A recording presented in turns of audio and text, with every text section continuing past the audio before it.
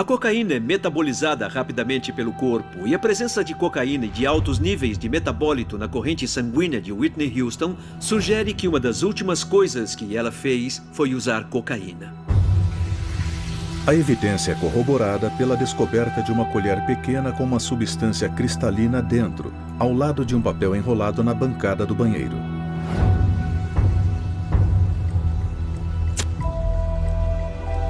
Mais uma vez, Houston sucumbiu ao seu grande vício.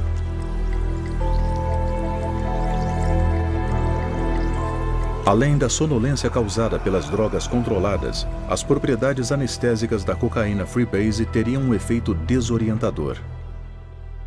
A evidência que provavelmente mais nos ajuda a entender o que aconteceu naquele banheiro são lesões que o relatório da autópsia chama de escaldaduras.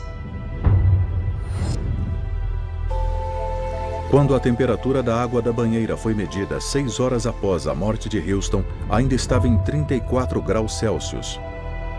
Às 3 da tarde, quando Houston entrou, era bem mais alta.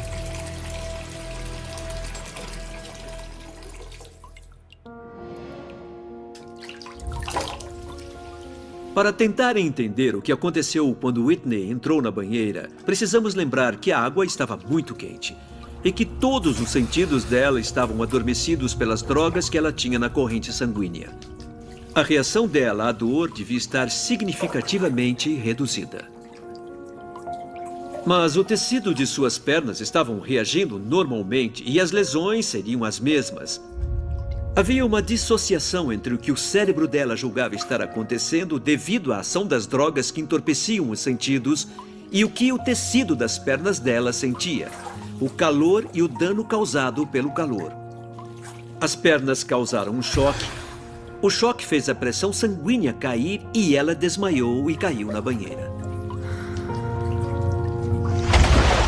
É um efeito conhecido chamado de síncope ou desmaio da hidromassagem causado pelo choque da imersão das pernas na água, levando à falta de sangue no cérebro e, portanto, o desmaio do indivíduo.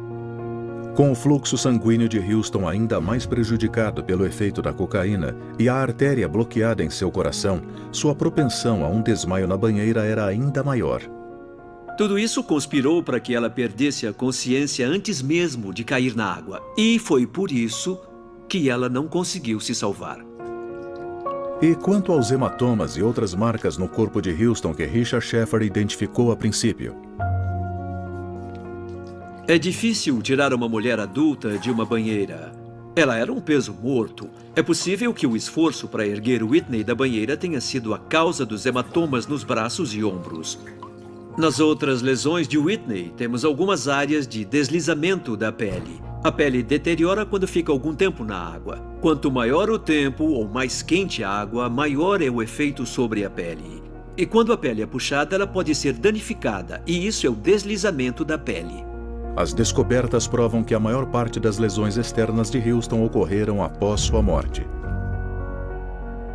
Pode ser reconfortante pensar que, embora Whitney Houston tenha morrido afogada em uma banheira de água muito quente, o que parece um jeito horrível de morrer, a evidência sugere que ela não deve ter sofrido por mais de 1 segundo.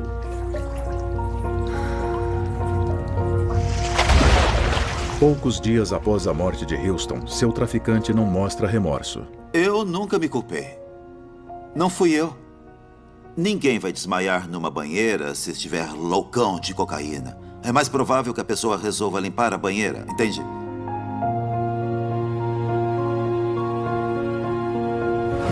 Eu vou me lembrar da Whitney como um ícone lendário da música, mas também vou me lembrar dela como só mais um cliente.